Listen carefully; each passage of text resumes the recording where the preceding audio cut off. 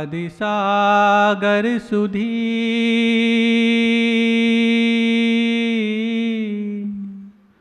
जो विद्यादि सागर सुधी गुरु हैं हितैषी शुद्धात्म में निरत नित्य हितोपदेशी वे पाप ग्रीष्म ऋतु में जल हैं सयाने पूजूं उन्हें सतत केवल ज्ञान पाने पूजूं उन्हें सतत केवल ज्ञान पाने।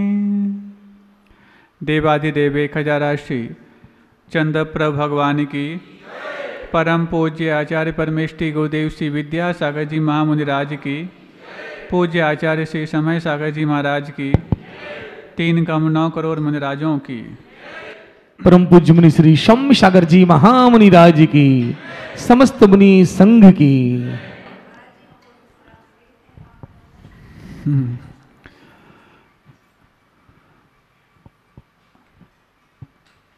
आज़ादी के 77 वर्ष पूर्व पूर्ण हो चुके और लगभग जिन्होंने आज़ादी के समय जीवन की प्रभात को देखा होगा, यदि वो आज हैं तो जीवन की सांझ की ओर भी हैं। इतने दीर्घ काल में भी प्रभात से संध्या तक की यात्रा जिन विचारों के रूप में हमने की है, उन विचारों में आज़ादी किस रूप में अनुभूत की और उनके पूर्वजों के पास भले ही आज़ादी के पूर्व का गुलामी का दास्तां भले ही उनके हाथों में हो, लेकिन किस हद तक वो अपने जीवन में गुलाम होकर के भी आज़ाद महसूस करते थे। इन सब विषयों पर चर्चा लगभग 2 सप्ताहों से हम लोग करते आ रहे हैं और ये 2 हफ्ते उन चीज़ों को खोजने में निकले जिनको लेकर के ये तो हम तय कर पा रहे हैं कि आज़ादी और गुलामी के बीच का भेद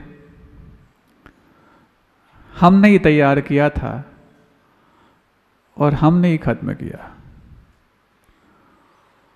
कल चर्चा आई कि आज़ाद भारत में रह कर के भी हम गुलामी के निवोले खाने के लिए मजबूर हैं। गुलामी के निवोले कैसे महाराज? क्योंकि हम अपने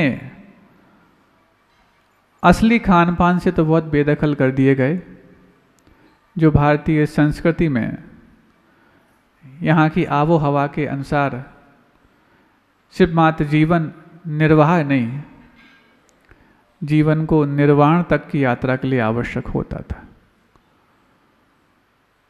भोजन सिर्फ मात्र गृहस्थ व्यक्तियों के लिए आवश्यक हो ऐसा ही नहीं, वो तो वैरागियों को भी लगता है, जब तक कि इस सन्यास को सिद्धत्व में तब्दील न कर दें। सिद्धत्व 2 प्रकार के होते हैं, एक जीवन मुक्ति के रूप में और एक कर्म मुक्ति के रूप में। जीवन मुक्ति तो यूं कहा जाए केवल ज्ञान प्राप्त होते ही हो जाती है, लेकिन कर्मों की मुक्ति के लिए केवल ज्ञान के बाद भी संसार अवस्था से पार होना आवश्यक है, जिसका नाम सिद्धत्व है। तो जब तक संन्यास को सिद्धत्व तक ना पहुंचा दिया जाए, तब तक भोजन सबको आवश्यक है। तीर्थंकरों के लिए भी, तीर्थंकर प्रकृति के उदय के पहले पहले तक भोजन आवश्यक था, तो एक आम व्यक्ति के लिए भी यदि ये भोजन की गुलामी नहीं होती तो वैरागी एक बार गृहस्थ जीवन छोड़ने के पश्चात गृहस्थों के बीच में नहीं आता। ये बात अलग है कि गृहस्थ जीवन छोड़ने के बाद गृहस्थों के बीच में आना गृहस्थी बसाने के लिए नहीं, बल्कि जो गृहस्थी में फंसे हैं उनको बचाने के लिए आता है। लेकिन आना तो उनको भी पड़ता है। कितनी बड़ी अपने आप में एक गुलामी है। आप लोग को गृहस्थी छोड़े व्यक्ति जब आपके घर तक पहुंचते हैं खुशी होती है, लेकिन जो पहुंचते हैं उनके लिए संकोच होता है। कब जाकर के इस क्षुधा रोग का नाश हो, कब जाकर के ये आहार संज्ञा समाप्त हो, कब जाकर के इस पेट की गुलामी से हम बच पाएं। रही बात आपको खुश करने की बात, तो जो आहार दान देने के बाद खुश होते हैं वो तो साधु के अभय दान के बाद वैसे ही खुश हो जाते हैं। लेकिन साधु के अभय दान का पात्र भयभीत व्यक्ति नहीं बनता, जो भय मुक्त होना चाहता है वो भी बनता। भयभीत व्यक्ति भय मुक्त होना चाहे ये तो जरूरी है ही, लेकिन जो भयभीत नहीं है आगे भी भय मुक्त बना रहे वो भी अभयदान की याचना करता। याचक को ही अभयदान दिया जाए ऐसा नहीं, याचक को ही आहार दान दिया जाए ऐसा नहीं, और याचक को ही औषध दान दिया जाए ऐसा नहीं, और याचक को ही ज्ञान दान दिया जाए ऐसा नहीं। महाराज हम तो ज्ञान पिपासु हैं और आप ज्ञान दान कर रहे हैं, तो पिपासु और याचक में क्या अंतर है? सही बात है। आप लोग भले ही ज्ञान पिपासु हो और आपको ज्ञान दान दिया जा रहा हो, लेकिन ज्ञान दान साधु के माध्यम से जब श्रावक को दिया जाता है तो भले ही यहाँ पर याचक का भाव सामने आए, लेकिन जब श्रावक के द्वारा साधु को दिया जाता है वहाँ पर याचना की तो कोई बात नहीं। महाराज समझ नहीं पाए। अभी अभी आप लोगों ने जो शास्त्र दान किया वो कौन सा दान है? ज्ञान दान तो नहीं, लेकिन ज्ञान दान के उपकरण के रूप में जो दिया है, क्या साधु याचना कर रहे थे? नहीं। याचक नहीं होकर के भी ज्ञान दान की भूमिका श्रावक निभाता है शास्त्र दान के रूप में। तो ऐसे ही उस आज़ादी के पहले भारत में धीरे धीरे वो बीजारोपण कर दिए गए। जब उसकी फसल और उसका फल आज जब आ रहा है तो गुलामी छूटी नहीं है, ऐसा अनुभव हो रहा है। कितने रूपों में नहीं छूटी। जरूरी नहीं है कि कोई हमें डायरेक्टली बंधन और बेड़ियों में डाल करके ही गुलाम बनाए।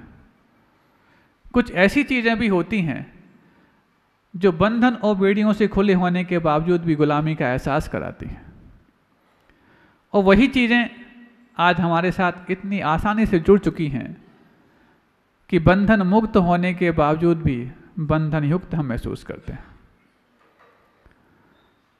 इस हद तक शरीर को गुलाम बनाने की, शरीर के गुलाम बनाने की फितरत हमारे दिमाग में पैदा कर दी गई कि शरीर की गुलामी तुम करते जाओ तो इनडायरेक्टली उन फिरंगियों की गुलामी के संकेत तुम्हें मिलते चले जाएंगे।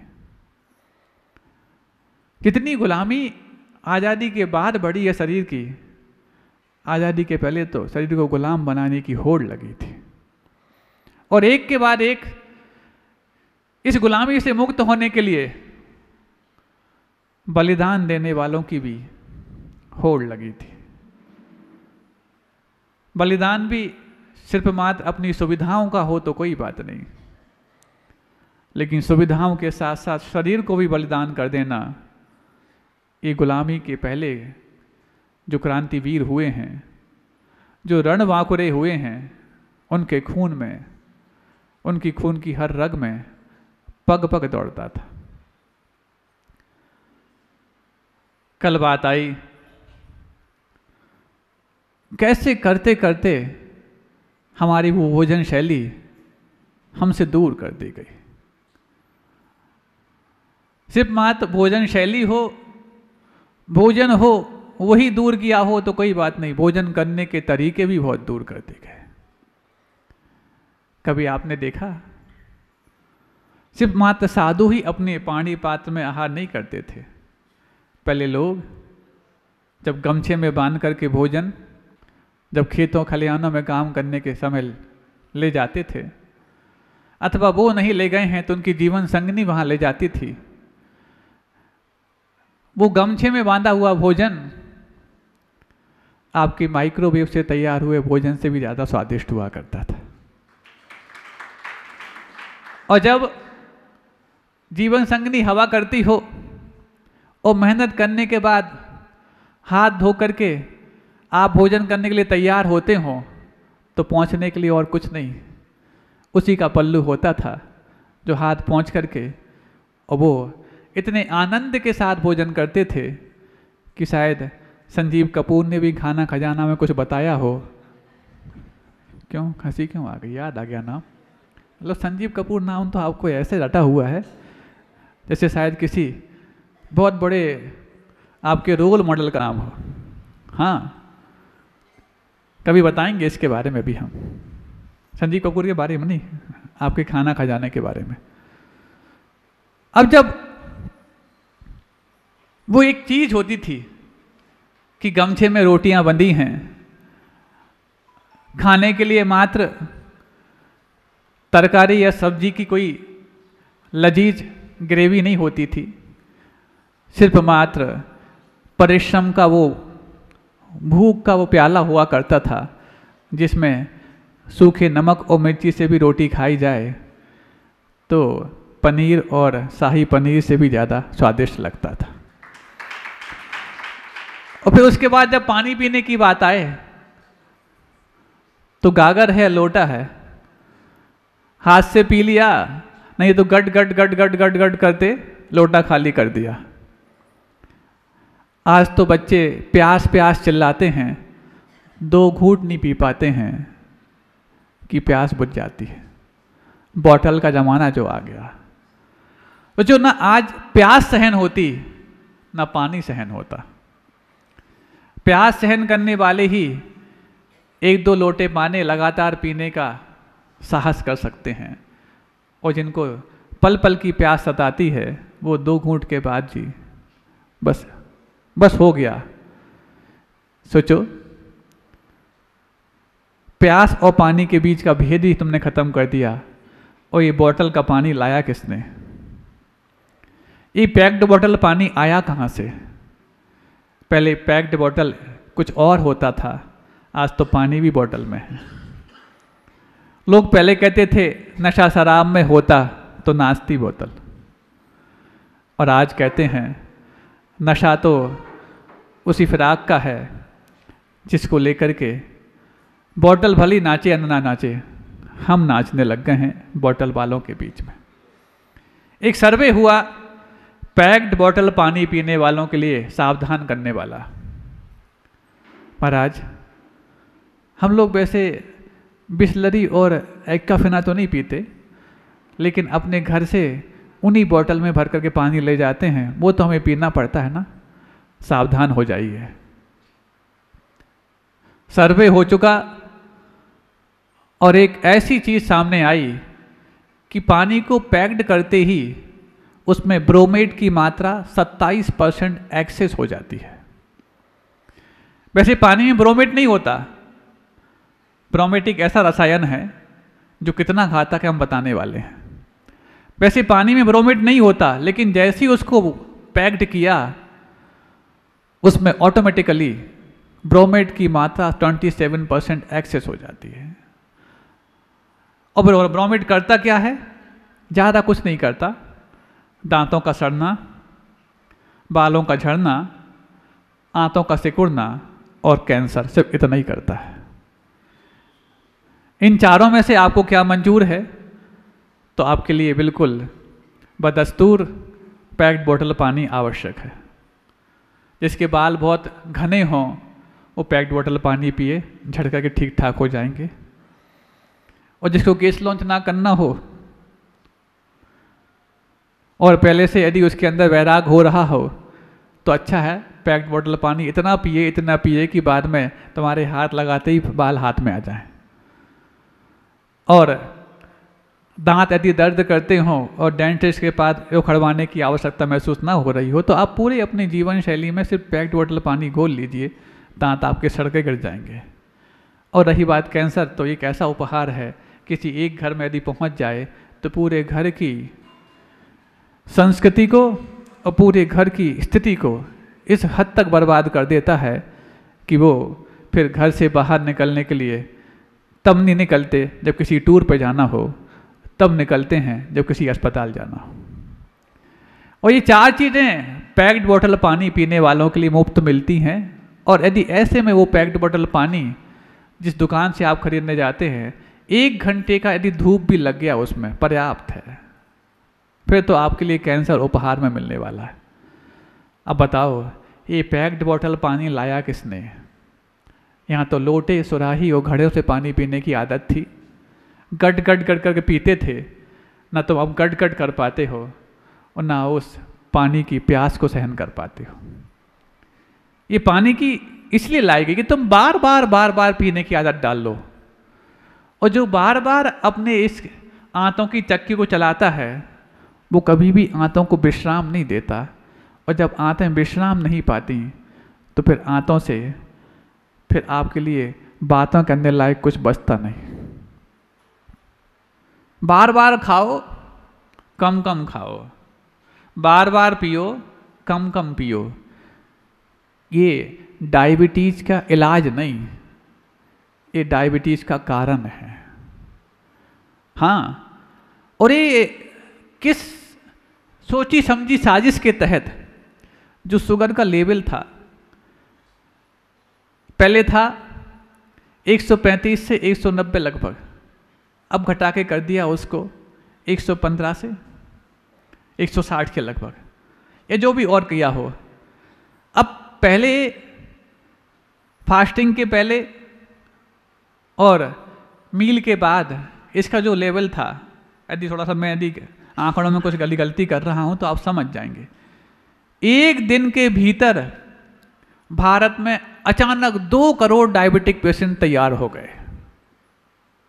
सुन रहे हैं आप लोग? क्या वो 2 करोड़ लोगों ने ऐसा सामूहिक पाप किया कि एक साथ डायबिटिक हो गए, वो भी 1 दिन के भीतर? सामूहिक पाप उन डायबिटिक पेशेंट माने जाने वालों ने नहीं किया जो उनको मनवाना चाहते थे कि तुम पेशेंट बन चुके हो। उनका तीव्र और घोर अपराध था। अचानक घटा के कम कर दिया ताकि डायबिटीज़ की दवाएं, और दवाएं भी क्या, दवाएं यदि हों तो फिर भी ठीक है, एक बार दवा चालू हुई तो फिर आपको दम तोड़ के ही सामत होगी। और ऐसी सारी मल्टीनेशनल कंपनी, उसमें भी फार्मा कंपनी, जो षड्यंत्र के लिए षड्यंत्रकारी थे, उनने अचानक सरकारों से और WHO से कहलवा दिया कि आप डायबिटीज़ का लेवल इतना कर लो। आपने नाम सुना होगा डॉक्टर नरेश त्रिहान का।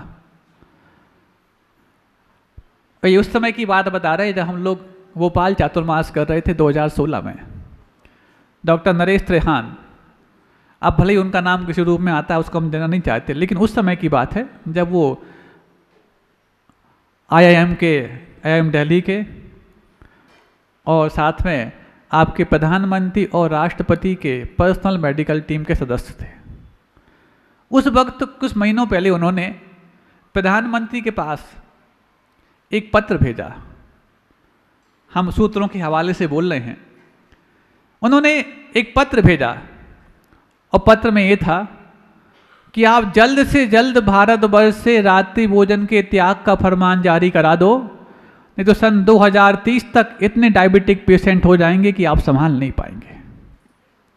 अब इस लेवल के व्यक्ति ने उस लेवल के व्यक्ति को पत्र के माध्यम से सूचित किया, और यदि मोदी के दिमाग में कोई बात चढ़ जाए तो चाहे वो नोटबंदी हो चाहे GST हो, चाहे वो 370 हो चाहे कुछ और हो।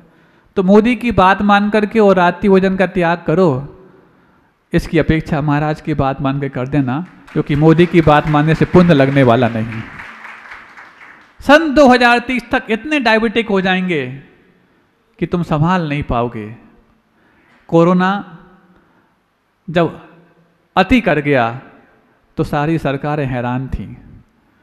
उस समय तो ठीक था, जब तक धीरे धीरे अपने पैर पसार रहा था, लेकिन जैसे ही अति हो गई तो सरकार भी उसको नियंत्रण करने में असफल हासिल हुई। ऐसे ही डायबिटीज़ की कहर आगे आने वाला है। ये आज से 8 साल पहले प्रधानमंत्री के पास इत्तला किया जा चुका था।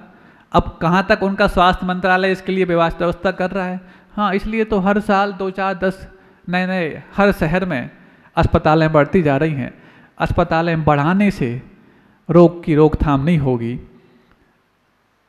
रोग के कारणों को घटाने से कम अस्पतालों में भी रोग नियंत्रित हो सकता है। अब जब ये हुआ तो धीरे धीरे करते करते एक चीज़ और लाई गई। आप भूख भूख चिल्लाओ और 2 निवोले भी ना खा पाओ। आपके बच्चे तो इसी चीज़ के शिकार होते हैं। और हुआ जैसे स्कूल से आते हैं, 2-3 बजे आए लगभग, और 3 बजे आने के पश्चात 3, साढ़े 3 तक आते हैं। अब 2 बार लंच तो करके आए ही हैं वहाँ पर, 2 बार ब्रेक होते हैं, क्योंकि टाइमिंग ही ऐसा है कि ना 9 से 3 बजे तक टाइम रहता है। उस 6 घंटे के दौरान एक ब्रेक में तो काम चलेगा नहीं, छोटे बच्चे हैं, 2 ब्रेक करने पड़ते हैं। अब एक बार सुबह 9 बजे के पहले नाश्ता करके गए हैं तो तीनों ब्रेक में वो नाश्ता ही कर पाते हैं। आप सुन रहे हैं ना? आपके बच्चों को इस प्रकार की शिक्षा पद्धति में भरपेट भोजन करने का सौभाग्य मिलता ही नहीं है। सुबह नाश्ता करेंगे, फिर एक बार बीच में ब्रेक में जो भी आपका ब्रेकफास्ट जो भी नाश्ता रखा है वो करेंगे, फिर दूसरी बार बड़े ब्रेक में करेंगे। पेट भर के खा पाते हैं क्या? कम कम खाएंगे, बार बार खाएंगे और डायबिटीज़ को स्वीकार पाएंगे। ये शुरुआत से ही कर दिया गया। मतलब आप समझ नहीं पा रहे हैं कहाँ कहाँ से इन बीमारियों के दंश आपके साथ घोल लिए गए हैं, और जब वो बीमारी सामने आती है तब जाकर आप कहते हैं कि ये बताओ कुछ नहीं था, सब अच्छा खाता था, घर का खाता था, घर के खाने के बाद भी बीमारी हो गई। घर के खाने के बाद बीमारी सिर्फ इनको होती है जिनको फिरंगियों की बात अच्छे से घर का ही होती है। अब देखो, सुबह खा लिया, 2 बार उस समय खा लिया, फिर एक बार 3 बजे आने के बाद फिर खाएंगे, 4 बार तो खा चुका है। अब उनसे उम्मीद करो शाम को फिर खा लो। ठीक है, आपकी बात मान करके शाम को अनाज से बना भोजन खा लिया, उसके बाद अब पेट में तो अलग ही टाइप का चल रहा है, तो एक बार रात में फिर खाएंगे। जिन घरों में रात्रि भोजन नहीं दिया जाता अनाज के रूप में, वो फिर फलाहार के रूप में खाएंगे। 5-6 बार खा गए, एक बार भी पेट भर के नहीं खा पाए, क्योंकि पेट में भूख कितनी है ये तो उनको पता ही नहीं है। और इसको पता नहीं करने के पीछे कारण कौन है?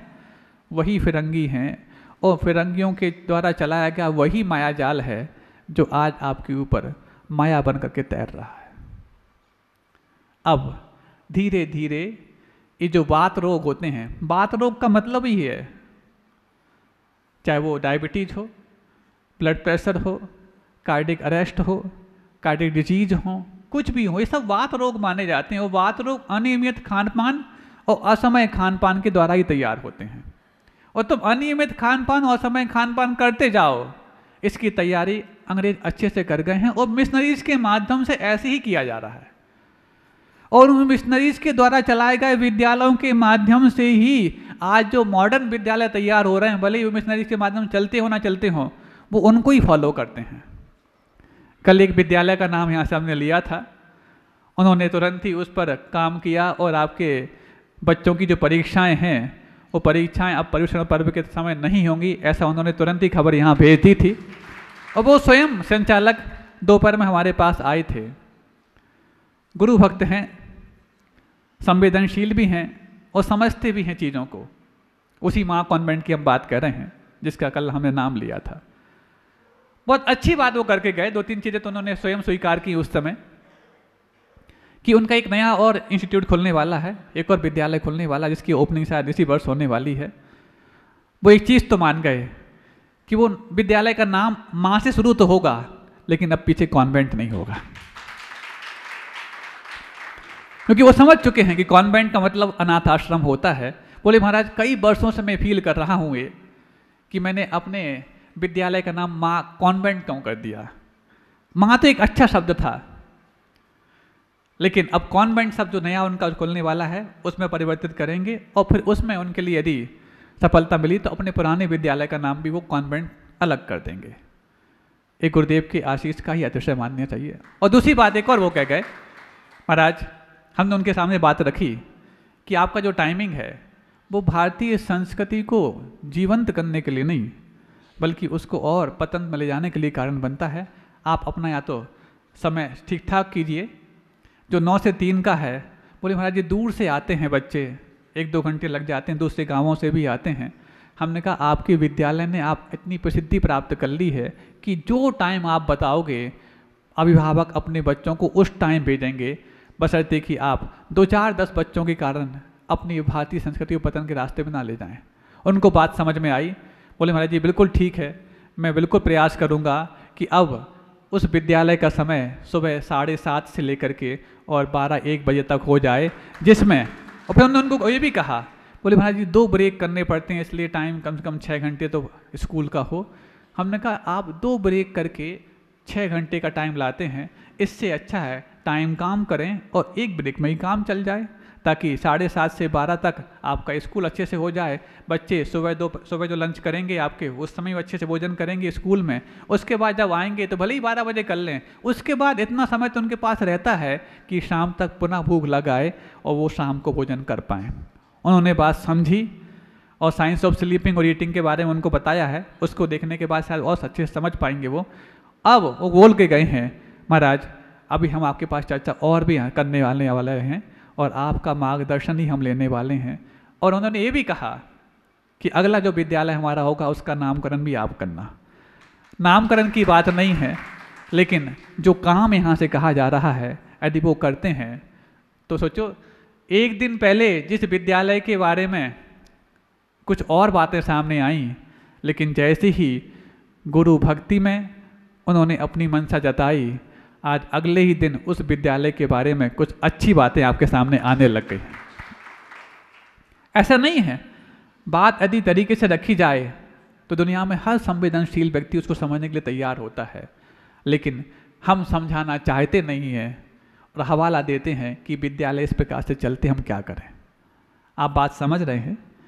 सबसे ज़्यादा हमें लगता है कि उस विद्यालय में आपके समाज के बच्चे पढ़ते होंगे, अन्य विद्यालयों में भी पढ़ते हैं। तो जब उन्होंने इस बात को समझ लिया, उसके बाद अन्य विद्यालयों के लोग तो समझाना सब बहुत आसान है। बहुत से तो आपके समाज के ही लोगों के द्वारा चलने वाले विद्यालय हैं, वो भी इस चीज़ को समझेंगे, क्योंकि आप यदि भारतीय संस्कृति के विरुद्ध जाकर के किसी प्रकार से कोई कार्य कर रहे हैं तो प्रज्ञापराध इसी का नाम है। बात जब आ ही गई है तो एक बात और हम कह दें, पूज्य गुरुदेव इस शब्द का कई बार अपने प्रवचनों में जिक्र किए। एक बार की बात है, हम लोग का विहार चल रहा था सागर भाग्योदय की ओर। उस तरफ से आ रहे थे, जहाँ तक है जो हाईवे आता ना 4 लेन, उस तरफ से आ रहे थे, सिलवानी की ओर से आ रहे थे। हाँ, तो हुआ ऐसा, भाग्योदय की जो डॉक्टर्स की टीम है वो टीम साथ में हमारे चलने लग गई। एक प्रश्न किसी ने चलते चलते किया, बोले महाराज ये हम लोग का पर्सनल प्रश्न भी है और देखा जाए तो एक आम डॉक्टर का प्रश्न है, वो ये कि मरीज हमारे पास बहुत उम्मीद लेकर के आता है और उसकी उम्मीद को ढांढस बनाना हमारा फर्ज भी बनता है, लेकिन जिस रोग से वो पीड़ित है उस रोग का डायग्नोस करने के लिए हम जाते हैं। आप लोग सुन रहे हैं, आपकी व्यक्तिगत जिंदगी की बात चल रही है। जब उस रोग का निदान करने हम जाते हैं तो निदान करते वक्त हम ये पाते हैं कि सारी रिपोर्ट्स नॉर्मल आ रही हैं, सारी जांचें नॉर्मल आ रही हैं, फिर भी उस रोगी को रोग सता रहा है। तुमने फिर क्या करते हैं आप लोग? महाराज उसको कहीं ना कहीं हम सुपरस्टिशियस मान करके, एलर्जिक मान करके और ट्रीटमेंट करते हैं। तो जब आपने निदान ही नहीं कर पाया तो ट्रीटमेंट किस आधार पर करते हैं? बोले महाराज अब क्या करें, हम भी ये सोचते हैं, वो भी हमारे तक किसी डॉक्टर के द्वारा एंजॉय करने के बाद आया हुआ है, थोड़ा बहुत एंजॉय हम कर लेते हैं। सुन रहे हो आप लोग? हालांकि वो उसमें ये शब्द तो इस्तेमाल नहीं किया, लेकिन उनके भाव को पकड़ के हम समझ रहे थे कि वो भी 2-4-10 डॉक्टर को अलविदा करके यहाँ पर आया हुआ है। तुम भी सोचते जब तक हमसे बनता ठीक है, हो गया तो ठीक है, नहीं तो हम भी रेफर कर देंगे आगे के लिए। ये भाग्योदय के डॉक्टर्स ने नहीं कही, उनके साथ चलने वाले दूसरे डॉक्टर्स ने कही, जो दूसरे और उनके साथ आए थे अन्य अस्पतालों के। तो फिर क्या होता है महाराज, हम मान लेते हैं ये सुपरस्टिशियस है या एलर्जिक है। नहीं, एलर्जिक है, सुपरस्टिशियस है, ये तो ठीक है, लेकिन यदि कोई कार्य दिख रहा है तो कारण अवश्य है, और कारण यदि आप नहीं जांच पाए हैं तो फिर उस कार्य का निदान करने के बाद आप चिकित्सा कैसे करेंगे? महाराज बात तो यही है, प्रश्न तो आपसे हम यही कर रहे हैं। महाराज जैनागम क्या बोलता है इसके बारे में? तो जैनागम इसके बारे में 2 चीज़ें बताता है जो पूज्य गुरुदेव ने अपने भोपाल चातुर्मास में चिकित्सक संगोष्ठी में बताई थी। क्या आपने वो संगोष्ठी सुनी? महाराज वहाँ पर बहुत सारी संगोष्ठी हुई थी, मूक माटी संगोष्ठी हुई और भी बहुत सारे ऐसे सम्मेलन हुए थे, लेकिन ये कब हो गई? हमने कहा डॉक्टर होने के नाते आपको जो संगोष्ठी की बात आपको समझनी चाहिए वही आपने नहीं सुनी, बाकी सब सुन लिया आपने।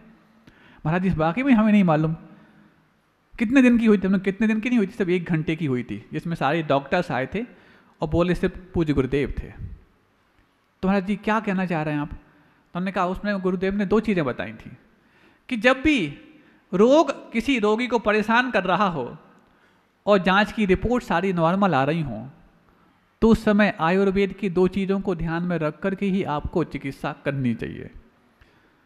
महाराज आयुर्वेद भी तो नहीं बता पाता कि क्या रोग है, हाँ, लेकिन आयुर्वेद में ये बताया है कि जब रोग आपकी पकड़ में नहीं आए तो 2 और कारण हो सकते हैं। वो कौन कौन से? एक तो प्रज्ञापराध और दूसरा उपरिल हवा। आप समझते हैं? बाहरी हवा। ये बाहरी हवा क्या होती है? जब भी बैठो वहाँ से आ रही है वो बाहरी हवा। महाराज ये बाहरी हवा आयुर्वेद में लिखी है, लेकिन अपन तो सबको मानते नहीं हैं, हम बिल्कुल नहीं मानते। अपन लोग ये बोलते ना मणिमंत्र तंत्र बहु होई मरते न बचावें कोई। बिल्कुल ठीक बात है ना कि मणि हो, मंत्र हो, तंत्र हो, मरने वाले कोई नहीं बचा सकता। लेकिन इसी पंक्ति से एक दूसरा भाव भी निकलता है कि मरने वाले को ना मणि बचा सकती, ना मंत्र बचा सकता, ना तंत्र बचा सकता, ना टोटका बचा सकता, लेकिन जिसकी अभी मरण निकट नहीं है, आयु कर्म शेष है, उसको तो पानी भी बचा सकता है, तो फिर मंत्र और औषधि कौन सी बड़ी बात है? महाराज ऐसा गुरुदेव ने कहा, बिल्कुल ठीक बात, ऐसा ही कहा। मणि मंत्र तंत्र बहु होई मरते न बचावे को ही। मरने वाले को कोई नहीं बचा सकता, डॉक्टर भी नहीं और मंत्र भी नहीं।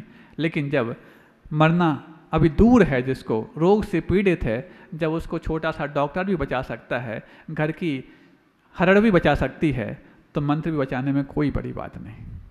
क्योंकि कुछ चिकित्साएं होती हैं जो मंत्र चिकित्सा होती है, कुछ चिकित्साएं होती औषधि चिकित्सा होती, कुछ पानी से चिकित्सा होती है, कुछ भावों से चिकित्सा होती है। टेलीपैथी भी एक चिकित्सा होती कि नहीं होती? होती है महाराज। तो ये भी चिकित्सा के तरीके हैं। तो इनमें क्या करना पड़ता है? इनमें ये नहीं कहा जा रहा कि किसी देवी देवता के चक्कर लगाओ आप। देवी देवता के चक्कर लगाने से कोई यदि रोग ठीक होता तो हम जन्म जरा मृत्यु जैसे रोग को ठीक कराने के लिए जिस देवता का तुम नाम बताओ उसके पास जाने तैयार है। कर सकता क्या? नहीं कर सकता। तो फिर कौन कर सकता है? जो इसके निमित्त ज्ञान के ज्ञाता हैं वो कर सकते हैं। लेकिन उसका मतलब उसको एक डॉक्टर के रूप में ही जानना। जैसे डॉक्टर के पास हम जाते हैं, कोई रोग हो, वो रोग हम बताते हैं या वो हमें जांच लेता है, दवा दे देता है, उसके बाद वो भी फ्री, हम भी फ्री। लेकिन कोई ऐसा रोग लेकर के जो डॉक्टर की पकड़ में तो नहीं आ रहा, लेकिन बाहरी किसी विषम बात के कारण, विसंगति के कारण ही हुआ है, तो पक्का है उसको जो ट्रीट कर सकता है उसको डॉक्टर ही मानना। ऐसा नहीं कि उसने ठीक कर दिया तो तुम जीवन भर चक्कर लगाने लग जाओ। उसके जीवन भर चक्कर लगवाने वाला डॉक्टर नहीं हो सकता, और जीवन भर चक्कर लगवाने वाला वैद्य भी नहीं हो सकता। रोग हुआ है, जिस पद्धति से जो ठीक होगा वो ठीक है, वो करेगा, हम नहीं करेंगे। उसके बाद ठीक हो गया वो ठीक है। चलो ये तो हो गया ये। महाराज दूसरा, प्रज्ञापराध क्या वस्तु है? प्रज्ञापराध क्या वस्तु है? तो प्रज्ञा मतलब आपका टैलेंट, आपकी बुद्धि, ये भी कुछ उनको कुछ अपराध किया करती है, और इस अपराध के माध्यम से भी रोग हो जाते हैं। पहले भी एक बार कहा, कोई भी रोग उपजता मन में है, पनपता तन में है। हम समझते कल हमने ऐसा खा लिया और आज ये रोग हो गया। नहीं, कल हमने जो खाया था वो तो उस रोग के बीज के लिए कैटलिस्ट बना था, जो हमने बहुत पहले बो दिए थे अपने मन के माध्यम से। और यदि वो मन के माध्यम से ही रोग उत्पन्न हुआ है तो उसकी चिकित्सा भी मन के माध्यम से ही होगी। एक ऐसे रोग का नाम हम बताने जा रहे हैं जिसको आयुर्वेद भी मानता है और एलोपैथी भी मानती है, जिसका नाम है IBS, इरिटेबल बाउल सिंड्रोम। जो भी चिकित्सक हैं इस नाम को जानते होंगे, IBS रोग। इसको आयुर्वेद में बोलते हैं संग्रहणी बीमारी। ये है तो पेट की बीमारी, इसमें आपका इरेगुलर पाचन तंत्र हो जाता है। कभी डिसेंट्री होती है, कभी कब्जियत होती है, कभी लूज मोशन होते हैं, कभी और भी इस प्रकार से पेट संबंधी अपना असामान्य स्थितियां होने लग जाती हैं। इसका नाम IBS है। और इसका ट्रीटमेंट है तो ये पेट का रोग, संग्रहणी बीमारी या IBS, लेकिन इसकी चिकित्सा की जाती है काउंसलिंग के माध्यम से, मानसिक रूप से। और इसकी जब काउंसलिंग कर दी जाती है तो बदले में, अब चूंकि रोगी को तो दवा चाहिए, तब समझता कि रोग ठीक होगा, तो दवा के रूप में एक डाइजिन की गोली भी दे दी जाए तो वो ठीक हो जाता है। जबकि वो डाइजिन की गोली उस रोग की चिकित्सा नहीं है। चिकित्सा तो आपकी काउंसलिंग के माध्यम से होगी, आपके संबोधन के माध्यम से होगी, आपके उसको ठीक ठाक उद्बोधन देने के माध्यम से हो गई है। लेकिन उसके बाद उसको दवाई चाहिए है, इसलिए कुछ भी दे दी जाती है, वो ठीक होता है। और ठीक टेम्परेरी होता है, उसके बाद फिर पुनः उसने प्रज्ञापराध कर लिया, फिर वापस लौट के आ जाता है। तो ये संग्रहणी बीमारी किसको होती है? सुनो सावधान। अब देखो, हम ये विषय लाना नहीं चाहते, अपने आप आ गया, क्या कर सकते हैं, फिरंगियों का विषय है। तो अब चिकित्सा कैसे होती है और ये रोग किन किन को होता है? तो जो अपने जीवन में कुछ चीज छुपा के रखते हैं, बचा के रखते हैं, सबसे खुल नहीं पाते हैं, सबसे सब बातें शेयर नहीं कर पाते हैं, तो उन्हीं को ये संग्रहणी बीमारी होती है। कभी कोई अपना आ गया तो सब एक साथ खोल दिया, और कभी नहीं है तो बिल्कुल सब बचा के रख लिया। ऐसे लोगों की प्रवृत्ति होती है ना। तो ऐसे ही उनका पेट का सिस्टम भी ऐसा बन जाता है, अचानक कभी लूज मोशन हो गए, पूरा बाहर कर दिया, और कभी ऐसा कि खूब दम लगाओ, कुछ नहीं होता, कब्जियत हो जाती है। ये IBS रोग जो अपने मन को और अपने पास कुछ चीज़ों को छुपा के रखते हैं, सबसे शेयर नहीं कर पाते हैं, उनको अक्सर हुआ करता है। ये है मानसिक रोग, लेकिन होता है ये पेट में है। इसका मतलब प्रज्ञापराध के माध्यम से इस प्रकार के रोग हुआ करते हैं।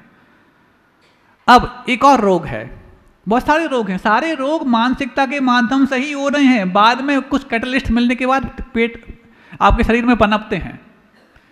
उपजते मन में है, पनपते तन में है। अब जो गांठ वाले रोग होते हैं, कई प्रकार के, कैंसर की गांठ होती है, टीबी की गांठ होती है, और भी सिस्ट होती हैं, ट्यूमर भी होता है। ये गांठ वाले रोग क्यों होते हैं? जो अपने मन में गांठें रखे रहते हैं। कई प्रकार की गांठें हैं जो अपने मन में गांठें रखे रहते हैं, बैर विरोध की भी, द्वेष की भी, कंजूसी की भी, और जो गांठ खोल नहीं पाते हैं। और गांठ खोलने के लिए सबसे आसान उपाय है, पहले तुम हाथ खोलना प्रारंभ कर दो। हाथ खुलेगा तो तुम्हारा दिल खुलेगा, और दिल खुलेगा तो तुम्हारी किस्मत भी खुल जाएगी। और किस्मत यदि खुल गई तो इतनी बड़ी किस्मत बन जाएगी कि तुम्हारे जो हाथ खुले हैं, यदि वो अतिशय क्षेत्र के निर्माण में लग गए तो तुम्हारी किस्मत कई गुनी अच्छी हो जाएगी, और फिर रोग से भी बच जाओगे।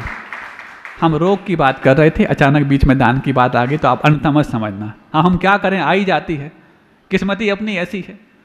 हमने सोचा नहीं था कि आज दान की बात करेंगे, आज तो हम फिरंगियों की बात कर रहे हैं जिनने इस प्रकार के रोग आप तक पहुंचा दिए हैं। तो ये आप जैसी कोई को भी यदि गांठ वाले रोग हैं, महिलाओं को भी होते हैं गांठ वाले रोग, आप हाथ खोलना प्रारंभ कीजिए। ये हाथ खोलने से ही आपका मन खुलेगा, और जैसे ही मन खुलेगा आपकी वो गांठ अपने आप घुलने लग जाएगी। सर्जरी के माध्यम से ही कोई गांठ दूर होती हो ऐसा नहीं। ये मेंटल सर्जरी इतनी कारगर होती, इतनी पावरफुल होती है कि आप स्वयं पाएंगे। और कई बार, अब आपको एक नाम बता दें, एक राइटर हुआ है लुईस हे करके, हालांकि इस पुस्तक का नाम आप लोग सब जानते होंगे, you can heal your life, you can heal your life. इस पुस्तक को जिस राइटर ने लिखा है वो कब लिखा और क्यों लिखा, उसकी भूमिका हम बताना चाह रहे हैं। इस पुस्तक का प्रमोशन करना हमारा लक्ष्य नहीं है, हम जो बात कह रहे हैं उस बात को पुष्ट करने में यदि पुस्तक सहयोगी बन रही है इसलिए उसका नाम हमने ले दिया, या हम ये नहीं करें कि आप इस पुस्तक को पढ़िए। और उस लुईस हे ने ये पुस्तक लिखी, कब लिखी? जब उसको कैंसर हो गया, और कैंसर भी उस स्टेज तक पहुंच गया। बातें क्यों कर रहे हैं आप लोग सामने बैठ करके? उसने पुस्तक तब लिखी जब उसको ये कैंसर रोग इस स्टेज पर पहुंच गया कि डॉक्टर के पास जब वो गया तो डॉक्टर ने कहा 1-1.5 महीने के भीतर यदि आपने सर्जरी कराई तब तो ठीक है, अदरवाइज हम कुछ नहीं कर पाएंगे। तो उसने पूछा कितना पैसा लगेगा? बोले इतना इतना। बोले इतना तो मेरे पास नहीं है। डॉक्टर ने कहा ठीक है, मैं अपनी फीस नहीं लूँगा, कुछ और भी चीज़ें हैं वो मैं कम करा दूँ, लेकिन बाकी तो आपको करना पड़ेगा। बोले वो कितना? बोले इतना। बोले इतना भी मेरे पास नहीं है। डॉक्टर बोलता है सॉरी, अब क्या कर सकते हैं। तो लुईस हे ने पूछा डॉक्टर से, मैं कब तक इतना पैसा इकट्ठा कर लूँ ताकि मैं वो इकट्ठा करने के बाद आऊँ तो आप मेरी चिकित्सा कर पाएँ? बोले कह दिया ना, सिर्फ 1 से 1.5 महीने, इसके बाद आप लेकर के भी आएंगे मैं कुछ नहीं कर पाऊँगा, क्योंकि कैंसर बहुत बड़ी स्टेज पे पहुँच चुका है। ठीक है, वो गया, और गया सबको सुनने लायक बात है, क्योंकि आज कैंसर हर घर के आसपास मंडरा रहा है, ऐसे में आपको सुनने वाली बात है। और वो गया, उसने कोई एक रोजगार ढूंढा छोटा मोटा जिसमें वो पैसा इकट्ठा कर पाए। और जैसे ही पैसा इकट्ठा करने के पश्चात जब उसने सोचा कि इतना पैसा पर्याप्त हो गया, उस पैसे को इकट्ठा करने के दौरान एक चीज उसने पहले दिन से ही अपने मन में लाई। एक कोई ड्रैगन आता है और मेरे उस कैंसर के वायरस को खाता है, दिन में 50 बार आता है और वो खाता है। कैंसर के वायरस को खाने वाला ड्रैगन दिन में 50 बार आता है, वो खाता है। ऐसा सोचता जा रहा है, वो कुछ नहीं कर रहा, मात्र ये सोचने के साथ साथ पैसा इकट्ठा कर रहा है ताकि मैं 1 से 1.5 महीने के भीतर इतना पैसा इकट्ठा कर पाऊँ ताकि मेरा इलाज हो पाए। और जब 1.5 महीने बाद जब वो पहुँचता है डॉक्टर के पास, डॉक्टर ने टाइम दे दिया, डेट दे दी, आपका फला दिन ऑपरेशन होगा।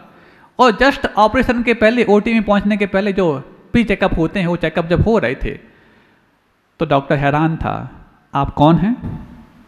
बोले मैं वही हूँ जो 1.5 महीने पहले आपसे मिला था और आज मैं पैसा इकट्ठा करके आया हूँ और मेरा ट्रीटमेंट आप कीजिए। बोले आपकी रिपोर्ट? बोले ये है। बोले किस बेवकूफ़ ने बनाई रिपोर्ट है? अब मैं कैसे बता दूं कि आप ही वो हैं? तो बोले या तो आप वो व्यक्ति नहीं जिसकी रिपोर्ट है, या ये रिपोर्ट आपकी नहीं है। बोले मैं भी वही व्यक्ति हूँ और रिपोर्ट भी मेरी है और बनाई भी आपने है। तो बोले तुमने कोई ट्रीटमेंट कराया क्या? बोले नहीं। कोई खान पान में चेंज किया? बोले कुछ आपने बताया ही नहीं। तुमने अपनी लाइफ स्टाइल में कोई चेंज किया? बोले कुछ नहीं। बोले हो सकता नहीं, मैंने कई अभी तक कैंसर पेशेंट्स देखे हैं, उनके ट्रीटमेंट भी किए हैं, लेकिन ऐसा आज तक नहीं हुआ कि ऐसा कुछ हुआ नहीं हो और अचानक कोई ठीक हो जाए। तो फिर उसने बहुत जब कुरेदा और पूछा कि तुम पूरा बताओ तुमने क्या किया है, तब उसके कुरेदने के बाद उसने बताया कि मैं सिर्फ इतना करता था कि एक कोई कैंसर का एक ड्रैगन आता है और मेरी उस कैंसर के वायरस को खाता है। ओ बोले इसी स्वस्थ मानसिकता का परिणाम है कि कैंसर जैसी लाइलाज बीमारी बिना ट्रीटमेंट के ठीक हो गई। और फिर उस व्यक्ति ने ये बुक लिखी, you can heal your life. उसने किस प्रकार की बीमारियों पर किस प्रकार की मानसिकता अख्तियार करनी चाहिए, ऐसे हर बीमारी के पीछे उन्होंने कारण भी लिखे और उसका उपाय भी लिखा। और ये मानसिक तरीके से उस बीमारी पर काम करने पर ये रोग ठीक होते हैं, ऐसा उन्होंने कारण भी बताया। और सब उन उपायों में एक चीज कॉमन थी, फॉरगिव करना सीखो, क्षमा करना सीखो। बहुत कुछ गांठें तो तुम्हारे भीतर किसी के प्रति बैर भाव रखने से, किसी के प्रति द्वेष भाव रखने से, किसी के प्रति गलत धारणा रखने से, नकारात्मकता रखने से पनप रही हैं। ये तो तुम्हारा कोई विशेष पुण्य होगा कि कोई रोग, वो भी गंभीर बीमारी के रूप में तुम्हारे पास आ नहीं पाया, और नहीं आने में एकमात्र कारण होगा गुरुदेव का आशीर्वाद। नहीं है तो तुम लोगों ने तो शायद अपने मन में ऐसी कोई कसर छोड़ी नहीं होगी जो किसी के प्रति गांठ के रूप में नहीं बन रही होगी। और वो गांठ अपनों के बीच, अपनों के प्रति भी हो सकती है, गैरों के प्रति भी हो सकती है, और अजनबी के प्रति भी हो सकती है। ऐसी गांठ यदि तुम्हारे मन में है तो तैयार रहिए, कोई भी रोग आपके इंतजार में है। बस थोड़ा सा पुण्य पतला हुआ नहीं कि वो धमक जाएगा। तो उसको ठीक कैसे करें? पुण्य को गाढ़ा करने का उपाय भी आ गया है, आपकी गांठ खोलने का उपाय भी आ गया है। और जिस नकारात्मकता को लेकर के आप अभी तक अपने मन में कुछ ऐसे भाव रखे हैं कि अभी नहीं, हम जब ठेकेदार आएगा तब देख लेंगे, क्यों? बीच में गलत बात आ गई क्या? अचानक जब मुस्कुरा जाता है हमें डर लगता है, पता नहीं क्यों मुस्कुरा गए। ऐसी कोई बात तो हमने कही नहीं, हम तो गंभीर बात कह रहे हैं। तो ऐसे यदि तुम्हारे मन में बात आ गई है तो इस गांठ को भी जल्दी खोल लीजिए। कहीं ऐसा ना हो ये गांठ मन की तन में सामने ना आ जाए। नहीं आए ऐसी हम पूरी भावना भाएंगे, लेकिन आप प्रयास करेंगे तब हमारी भावना भी सार्थक होगी। तो ऐसे में हाथ भी खोलना, दिल खोलना और किस्मत खोलना तीनों आसान हो सकते हैं। और तीनों जब आसान हो जाएंगे तो जो बात सामने आई है कि उस सामूहिक पाप कर्म का उदय आ गया, और सामूहिक पाप कर्म का उदय जब आए तो व्यक्तिगत पुण्य उसमें कुछ नहीं कर पाए। क्या अकंपनाचार्य महाराज कम पुण्यशाली थे? अरे वो तो इतना पुण्यशाली थे कि खुद का भी आचरण पालन करते थे और उनके संकेत पाकर के उनके शिष्य भी निर्दोष तरीका का पालन करते थे। तो इतने सारे लोगों का पुण्य कम कैसे पड़ गया कि 7 दिन तक उपसर्ग एक किसी सामान्य से ग्रस्त ने कर दिया? हाँ, सबका व्यक्तिगत पुण्य तो था, लेकिन सामूहिक पुण्य नहीं था, इसलिए सामूहिक उपसर्ग का कोई इलाज सामने नहीं आया। और जब वही पूरा संघ उपसर्ग के दौरान 7 दिन तक एक स्थान पर इकट्ठे होकर के ध्यानस्थ हुए, तो वहीं उनका ये सामूहिक प्रयोग सामूहिक पुण्य बनकर सामने आया, और रक्षा के लिए विष्णु कुमार महाराज आ गए। इतने बड़े आचार्य महाराज के संग पर भी सामूहिक पुण्य के अभाव में सामूहिक उपसर्ग हो सकता है। फिर हम और आप कौन सी खेत, हम और आप कौन सी बड़ी चीज हैं? लेकिन हम लोग के ऊपर उपसर्ग और बाधाएं तो कभी कभार आते हैं, फिर भी दिन में 5-6 बार इकट्ठे होकर सामूहिक पुण्य हम कमाते हैं। 2-3 बार भक्ति के रूप में, 1-2 बार स्वाध्याय के रूप में। और गृहस्थों के उपसर्ग तो कई बार आते हैं, दिन में कई बार आते हैं, मानसिक, शारीरिक, पारिवारिक, राजनीतिक, सामाजिक, तमाम तरह के, आर्थिक। तो दिन में कम से कम 1 बार तो सामूहिक पुण्य कमाने का मौका हमारे पास आए। और सामूहिक पुण्य, चाहे व्यक्तिगत पुण्य चाहे सामूहिक पुण्य हो, पुण्य कमाने के 6 ही रास्ते हैं: देव पूजा, गुरु उपासना, स्वाध्याय, संयम, तप और दान। अब देव पूजा सामूहिक कर पाओ मुश्किल है, घर के बच्चे तो तुम्हारे साथ बैठते ही नहीं। गुरु उपासना सामूहिक कर पाओ, गुरु हमेशा सामने आते, हमेशा नहीं। संयम तो पर्सनली हो सकता है, तब भी पर्सनल हो सकता है। दान सामूहिक भी हो सकता है और पर्सनल भी हो सकता है, लेकिन कभी कभार होता है। स्वाध्याय प्रतिदिन हो सकता है, सबके साथ हो सकता है, और सामूहिक पुण्य में बढ़ाने में कारण भी बन सकता है। इन 6 में से एक सामूहिक स्वाध्याय है जो प्रतिदिन आप अपने घर में बैठ के कर सकते हैं, और सामूहिक पुण्य का संचय भी कर सकते हैं। और सामूहिक पुण्य वो होता है जब व्यक्तिगत पुण्य कितना भी हो और सामूहिक पुण्य की कमी आ जाए तो परिवार का कुशल संचालन बिल्कुल नहीं हो सकता है। सुन रहे हैं? अब सामूहिक पुण्य को कमाने के लिए क्या किया जाए, तो कोई ना कोई एक आवश्यक का पालन सामूहिक रूप से किया जाए। कभी इस विषय को अलग से फिर से बताएंगे। अभी जो हम बीच में विषय लेकर आए हैं कि सामूहिक पुण्य के अभाव में इतने बड़े आचार्य महाराज के ऊपर भी और उनके पूरे संघ के ऊपर भी उपसर्ग हो सकता है, फिर हमारी और तुम्हारी क्या बात। तो सामूहिक पुण्य कमाने के लिए एक सामूहिक अनुष्ठान भी आवश्यक है, डेली वाला, पारिवारिक तौर पर और सामाजिक तौर पर बीच बीच में करने भी आवश्यक हैं।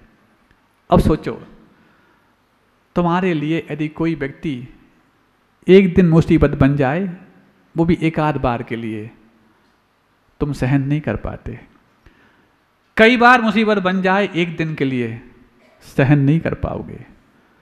कोई तुम्हारे सामने उमस वाली इस गर्मी में दरवाजा बंद करके चले जाए 10 मिनट के लिए, तुम सहन नहीं कर पाओगे।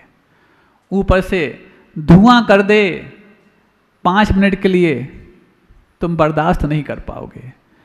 उसके बाद धुआं भी ऐसा हो जिसमें कुछ बदबू भी आ रही हो, सोचो।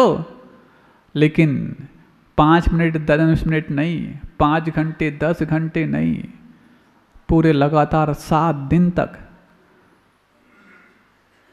मांस और चमड़ा जलाने के बाद जो धुआं गंध पैदा करता है, ऐसा उन 700 मुनिराजों के चारों तरफ वो पूरी पूरी बाढ़ लगा दी गई और आग लगा दी गई और धुआं से धूं धूं धूं धूं करके कंठ अवरुद्ध होने लगे। लेकिन समता समा रहे हैं, थुति उचारें, वंदना जिन देव को, निज करें प्रत्याख्यान, तजें तन अहमेव को। ऐसे उस समता के धारे 700 मुनिराज सहन करते गए। चाहते तो एक आंख उठा के देखते, चारों मंत्री ध्वस्त हो जाते। लेकिन जिन्होंने अपने कर्मों को ध्वस्त करने की ठान ली हो, वो दूसरों को ध्वस्त करने की सोचते तक नहीं। ये तो हमारे उपकारी बन करके सामने आए हैं और सामूहिक पुण्य को बढ़ाने के लिए कितना बड़ा सहयोग करने आए हैं, ऐसा मान करके सारे 700 मुनिराज एक स्थान पर बैठ गए। सोचो एक एक मुनिराज के भीतर क्या घट रहा होगा। एक एक मुनिराज, सोचो हमारे घर के एक व्यक्ति को इस प्रकार की कोई यदि 5 मिनट के लिए दास्ता सहन करनी पड़ने लग जाए तो तुम क्या सोचोगे। और पूरे परिवार को एक साथ होने लग जाए तो क्या, और 5 मिनट तो क्या, 5 घंटे तो क्या, 7-7 दिन तक लगातार एक एक मुनिराज के भीतर कौन सी अंदर से वो ज्योति जल रही होगी जो इस उपसर्ग के अंधकार को भगाने के लिए पर्याप्त हो रही होगी। क्या एक एक मुनिराज को हम, वैसे तो इतना बड़ा उपसर्ग उन्होंने झेल करके और विष्णु कुमार मुनिराज ने वहाँ पर उनकी रक्षा करके हमारे लिए इतना बड़ा पावन पर्व रक्षाबंधन दे दिया, और हम रक्षाबंधन को मात्र याद करना चाहें तो कम से कम एक एक मुनिराज को याद करने का मौका क्यों छोड़ेंगे। और वैसे याद करना चाहें तो एक मुनिराज को 700 को एक साथ ओम सप्तति सत मुनिंद्राय नमो नमः हो गई तुम्हारी पूजा। इतने नहीं, जब एक एक मुनिराज को याद करोगे, और याद करते वक्त पता है ना, व्यक्ति का जुड़ाव तभी होता है जब जोड़ा है उसका छुड़ाव होता है। लगाव यदि करना है तो पहले लगाओ, फिर होगा लगाओ। तो कम से कम एक एक मुनिराज को याद करते वक्त हमारे हाथ से एक श्रीफल तो समर्पित हो जाए। अरे 3 मुनिराज आए हैं, तुम दिल में कई बार उनको चढ़ाते हो, मत चढ़ाना, लेकिन कम से कम उन मुनिराज के कारण यदि रक्षाबंधन पर्व हमारे लिए मिल पाया है तो एक मुनिराज के लिए कम से कम एक श्रीफल, साल में एक बार की बात है, और इस बार की बात है, अगली बार करो ना करो तुम्हारे ऊपर है। क्या नहीं कर सकते? इतने दरिद्र हम हो गए हैं कि एक मुनिराज के लिए हम एक श्रीफल है और 700 मुनिराज के लिए 700 श्रीफल है। एक परिवार की तरफ से नहीं हो सकता क्या? एक एक परिवार, क्या 700 श्रीफल बहुत महंगे हो जाएंगे क्या? और नहीं हो पाएंगे। तो उनके अंदर क्या घट रहा था उसको थोड़ा भी फील करना चाहते हो तो एक एनिवर्सरी के समय जितना खर्च होता है उससे आधे खर्च में तुम 700 मुनिराज को याद करती हो रक्षाबंधन के दिन रक्षाबंधन विधान कर पाओगे। आपका समर्पण देव शास्त्र गुरु के प्रति कितना है ये दिखला पाएगा। आपका समर्पण आए, नाम उल्लेख होंगे अहिंसा परमो धर्म की।